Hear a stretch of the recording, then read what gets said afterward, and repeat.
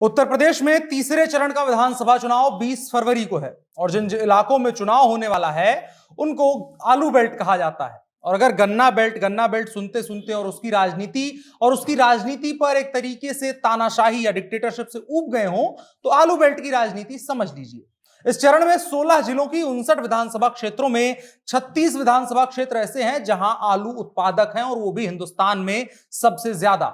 यादव और कुर्मी बिरादरी बड़ी संख्या में है और आलू इनका निजी सोना है, राहुल गांधी वाला नहीं, इनका निजी सोना है। खैर, तो अगर आलू के उत्पादन क्षेत्रों के हिसाब से देखें तो देश का सबसे बड़ा आलू उत्पादक राज्य उत्तर प्रदेश है और यह इलाका है उसका गढ़।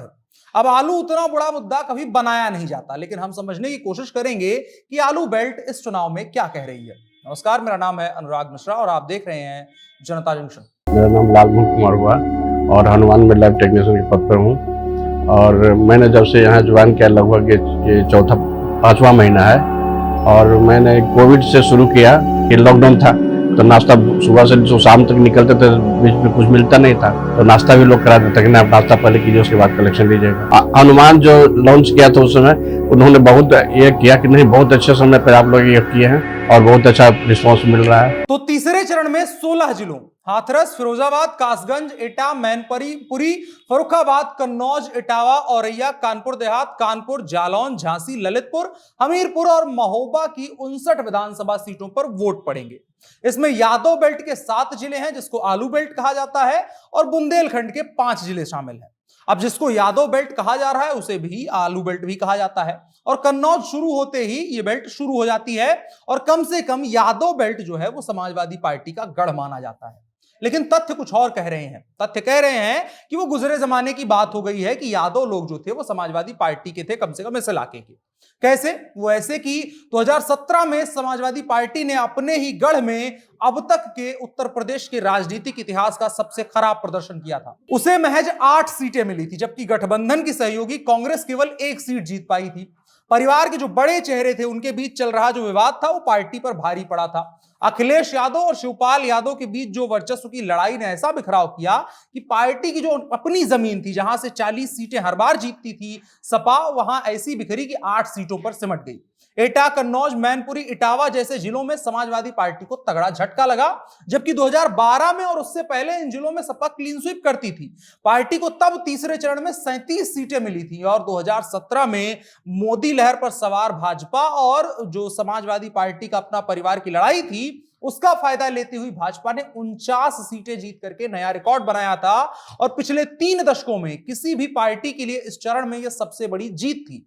10 जिलों में भाजपा ने किसी का खाता भी नहीं खुलने दिया था 2017 में, जिनमें बुंदेलखंड के पांचों जिले शामिल थे और इधर 7 में से 5 जिले शामिल थे। समाजवादी पार्टी 32 सीटों पर रनर रही थी दूसरे नंबर पर। बीएसपी का एक भी सीट पर खाता नहीं खुला था। अब यादव बेल्ट में ऐसा क्या हुआ था कि जिसकी वजह से समाजवादी पार्टी को ऐसा तगड़ा झटका लगा? तो उसके लिए बड़ा पीछे जाना पड़ेगा, बड़ा तगड़ी बातचीत करनी पड़ेगी, लेकिन अगर शॉर्ट में समझे तो यही था कि मुलायम परिवार की लड़ाई इतनी भारी पड़ी कि वहां के यादवों ने समाजवादी पार्टी को छोड़ करके भाजपा का दामन थाम लिया। और अखिलेश यादव कितना भी आज की तारीख में भी दावा कर लें कि वो पारिवारिक लड़ाई खत्म हो चुकी है, लेकिन कहीं से खत्म नहीं हुई है। हर वक्त सुगबुगाहट आती रहती है। अपर्णा यादव पार्टी छोड़ के जा रही है चुनाव में, मुलायम की बहू हैं। शिवपाल सिंह यादव गठबंधन में आने के बावजूद लगभग रोते हुए कह रहे हैं कि मांगी 100 सीटें थी, अखिलेश ने दी बस 1 ही। और ये परिवार का झगड़ा, दुख, दर्द यादव वोटरों को एक बार फिर से बांटने के लिए काफी है, कम से कम इस बेल्ट की। लेकिन अखिलेश यादव ने इसकी भरपाई की पूरी तैयारी की कोशिश करी है। इसी चक्कर में वो करहल से चुनाव भी लड़ रहे हैं।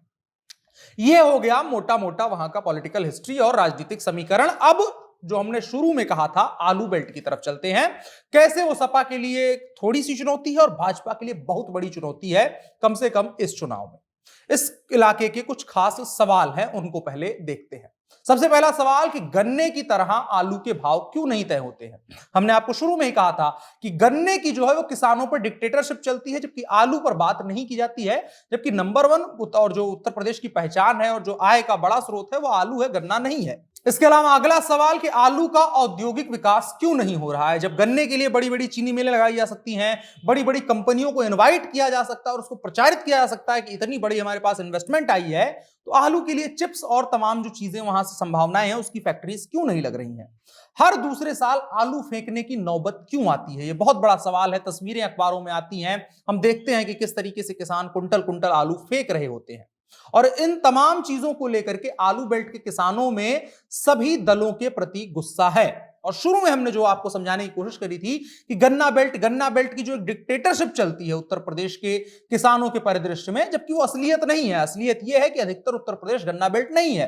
ये केवल पश्चिमी उत्तर प्रदेश है जो गन्ना बेल्ट माना जाता है। इसके अलावा उत्तर प्रदेश मध्यम वर्ग के किसानों और इसके अलावा आलू समेत अन्य फसलों की खेती करने वालों का प्रदेश है, ना कि गन्ना किसानों का प्रदेश। और यही बात जिस वक्त किसान आंदोलन की बात होती है, उस वक्त बात होती है, तब यह मुद्दा कमजोर होता हुआ नजर आता है उत्तर प्रदेश में, कि जो भी किसान बिल लाया था, जो भी प्रदर्शन हुआ था, ना उस प्रदर्शन में पूरे उत्तर प्रदेश के अधिकतर किसानों ने हिस्सा लिया था, ना ही उनको किसान बिल से फर्क पड़ा। क्योंकि किसान बिल का जो नफा नुकसान है वो एक तरीके से बड़े किसानों के लिए है, जिनको सरकारें किसान मानती हैं। और जो उनको सरकारें किसान मानती हैं वो उत्तर प्रदेश के अधिकतर उत्तर प्रदेश में नहीं पाए जाते हैं, वो हरियाणा और पंजाब के लोग हैं और उसी की सीमा से सटे हुए उत्तर प्रदेश के इलाके में आते हैं। और ये बात जैसे जैसे आप तीसरे चरण में घुसते जाते हैं, आपको समझ में आना शुरू हो जाता है कि तीसरे चरण पर पहुंचते ही जो पहले दूसरे चरण के मुद्दे थे, उनकी तस्वीर पूरी तरह से उलटती हुई नजर आती है। और बाकी पांचों चरण में यही चलती है। मुख्य मुद्दे देखें तो बरसों पुराने मुद्दे यहां पर हैं। फर्रुखाबाद के नवाबगंज में चिप्स फैक्ट्री के लिए 2013 में जमीन अधिग्रहित हुई थी। कन्नौज में वोदका फैक्ट्री के लिए जमीन अधिग्रहित हुई थी, लेकिन काम नहीं हुआ है। अगर उस पर काम हो जाए तो इन किसानों के दिन ठीक ठाक हो सकते हैं। और किसानों का मूल्यों को लेकर के भी यही मसला है। उनका कहना है कि 2 साल तक आलू की खेती में फायदा होता है, लेकिन तीसरे साल अचानक मूल्य में गिरावट हो जाती है और लागत तक नहीं निकल पाती है।